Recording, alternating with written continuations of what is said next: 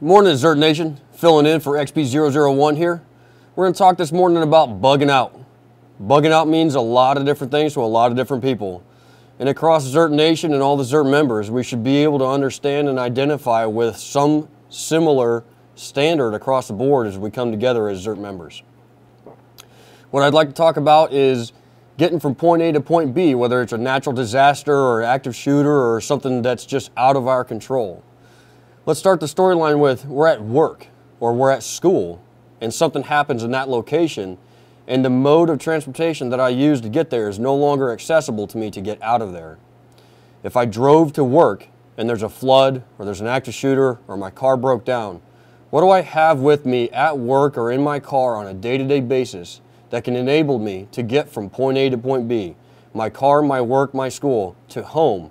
Home is going to be where I have my first line of defense, my cache, and my additional bug out information and equipment to get to my place that I'm going to relocate to for an extended period of time if I need to.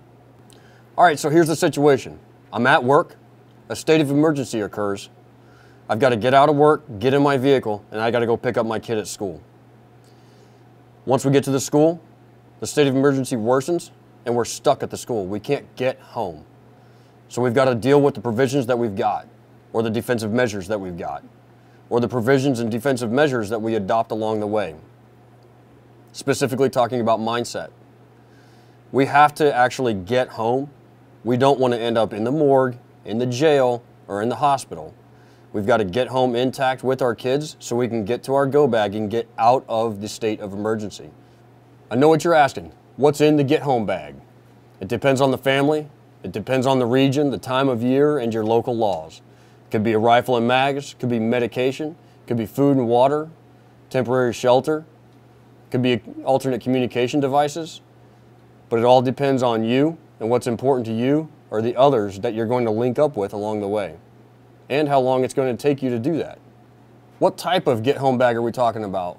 We're going to talk about what could be in it, and that again depends on you and your environment and your situation.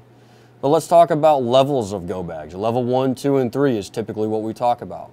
A level 1 could be as simple as water, food, and a poncho.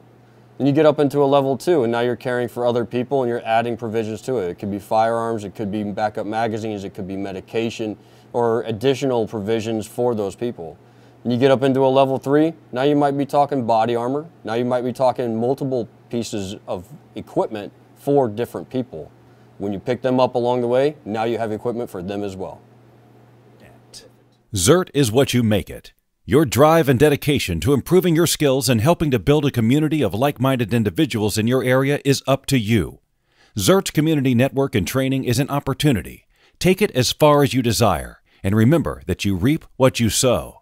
In life, nothing that has high value comes easily. You have to want it, and you have to have the drive to make it happen. So get involved. Most importantly, always train to help better yourself so you can protect the ones you love. Z.E.R.T is not just an organization. It's a lifestyle. ZERTNation.com